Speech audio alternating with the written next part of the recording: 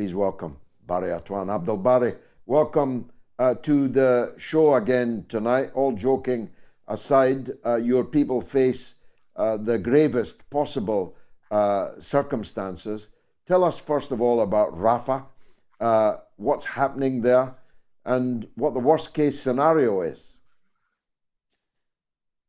You know, Brother George, to be honest, my family now residing in Rafah. You know, I was born in a refugee camp there, as you know, and I'm extremely worried because the Israeli are threatening to actually bomb Rafah and maybe kill, you know, hundreds of thousands of people there because they don't want the Palestinian alive to be alive, and they want to force them to actually immigrate to Sinai in Egypt, which has nothing to do with Sinai, nothing to do with Egypt.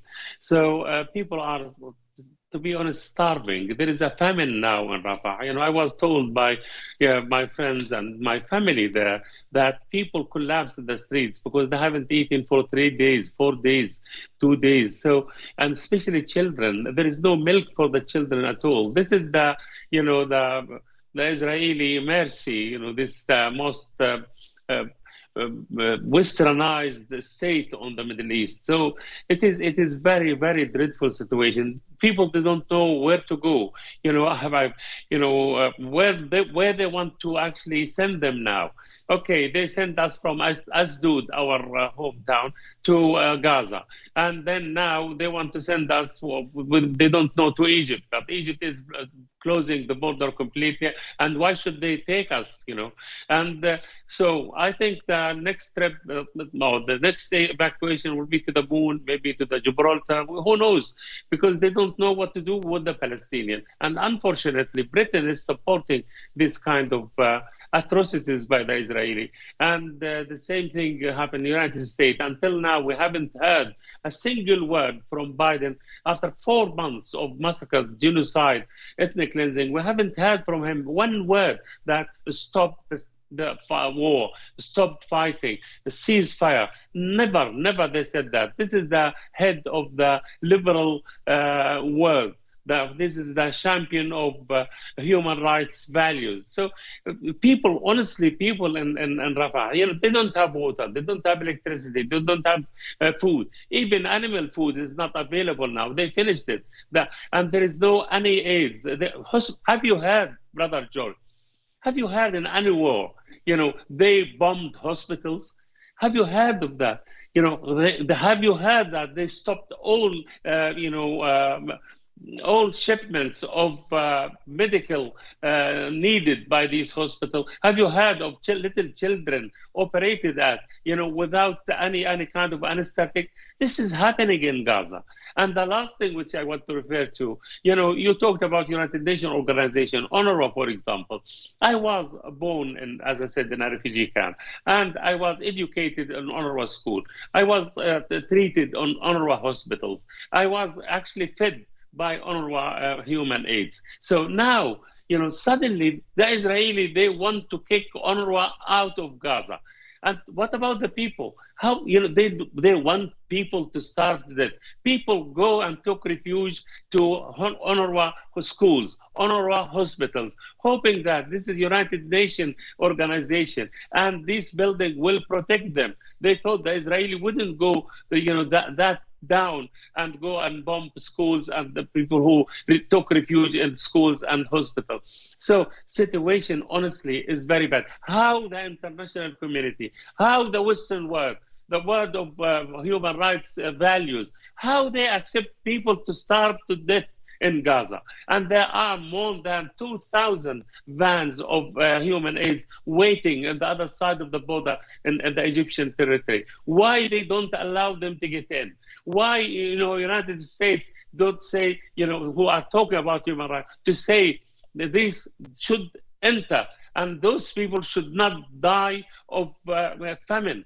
So this, but it doesn't happen at all. You know, there is no school for children, no food for children, no treated, no milk, no safety.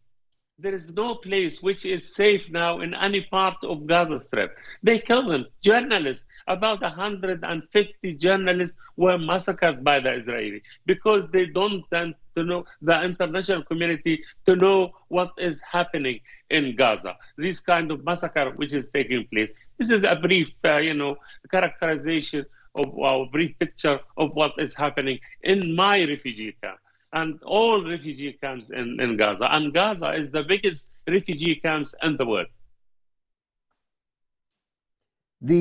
Some of the viewers will be wondering why these 2,000 trucks outside the border, lined up along the road, many kilometers of trucks, are not allowed to go in. Why Egypt doesn't open the gate and allow them in.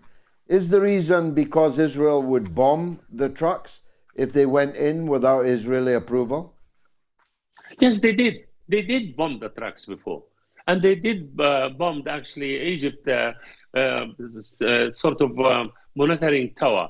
And Egypt doesn't want to fight a war with the Israeli because Egypt is in a very drastic economical situation. But I think when it reaches to this stage, I think there will be a war. Because the Israeli would like to occupy Philadelphia corner of Philadelphia, actually border between Gaza and Egypt, and in order to actually suffocate the Palestinian people, the Gazan people, or replace them again, send them to Sinai.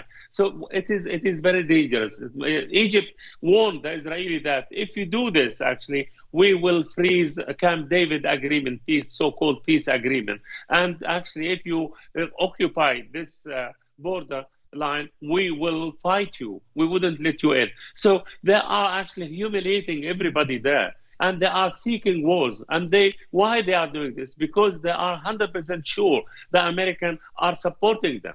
This is, Biden supporting them. That who actually sent tanks, sent warplanes, sent ammunition to Israel, who sent $17 billion immediately to Israel. It is Biden and his government. So they are 100% sure that the American will be on their side. And the American encouraging them to massacre people, to actually ethnic cleansing them. And this is the problem. Yeah, it is, all the problems in the Middle East because of the Israeli aggression. Middle East without Israel will be in peace.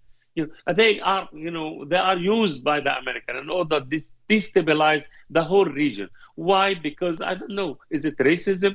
We don't know. It is hatred. We don't know. So, but it is without the American, without the British, I talk about the government, without the Western world, Israel wouldn't be actually that aggressive. It wouldn't be able to commit all these kinds of crimes and ethnic cleansing. So this is the problem.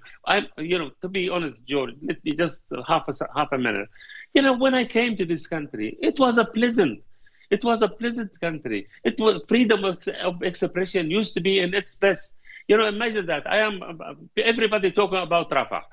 Everybody talk about Gaza. And I am from Rafah. I'm from Gaza. I used to be actually, 24 hours at the BBC, ITV, Channel 4, CNN. Imagine that. Nobody called me to listen to the other side story at all. And they know Barry Atwan very well.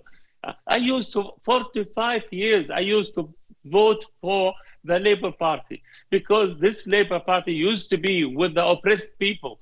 And twice I didn't, I wouldn't. One, I didn't when Tony Blair, your friend, was there. And then now when Starmer is there, simply because I cannot believe this is the Labour Party which I voted for all my life. And I took my children to vote for them. So what is happening to this country?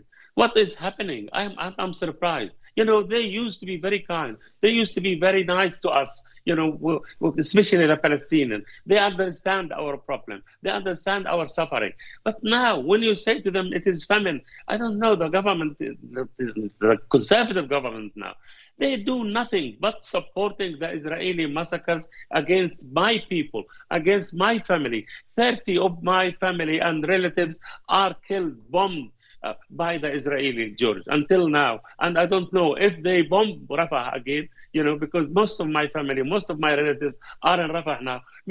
I may lose 100, 200 people of my family, and also the children, the old people, women. So why the world is silent about this? Why they know there is a famine there? And also, what amazed me, United States, when they cut off all their financial aid to UNRWA, the United Nations organization, which is helping the refugee in Palestine, they cut Britain the same. And other countries, France the same. Why did you cut it off? They said, they believe the Israeli, when the Israeli said that, some of those UNRWA staff are cooperating with Hamas. And they did not, submit one proof that those UNRWA staff are cooperating with Hamas. Until now, UNRWA is saying, where are your proof? But American, British, French, all they believe them immediately, and they cut off all the human aid, which means by the end of this month, it will be bankrupt completely. No, they prevent all food to come even under the banner of UNRWA to Gaza Strip. So it is famine. It is unbelievable. And to be honest, Brother George, I am really, really shocked. And I can't sleep, to be honest. When that phone rings and I see Gaza number, I really shiver, because I know there will be bad news. Your cousin is killed, your nephew killed, your relative killed. So this is the problem. Unbelievable. Nobody is paying attention to this human tragedy, and they are saying anti-Semitic. If I criticize Israel, say Israel is barbaric and killing my relative and my brothers and my sister, Barry Atwan is anti-Semitism. He should not appear on the BBC. He should not appear on ITV. He should not appear in Channel 4. He is, no, he's wicked. He is criticizing Israel. So imagine that. I used to write for The Guardian. I used to write for Daily Mail. I used to write Daily Mirror. They begged me to write for them. Nobody say hello. I don't care. But, at least they shouldn't support massacres against my own people in Gaza. Very powerful indeed. Abdel Bari Atwan, thanks for joining us on the Mother of All talk shows. That interview will live long, I suspect.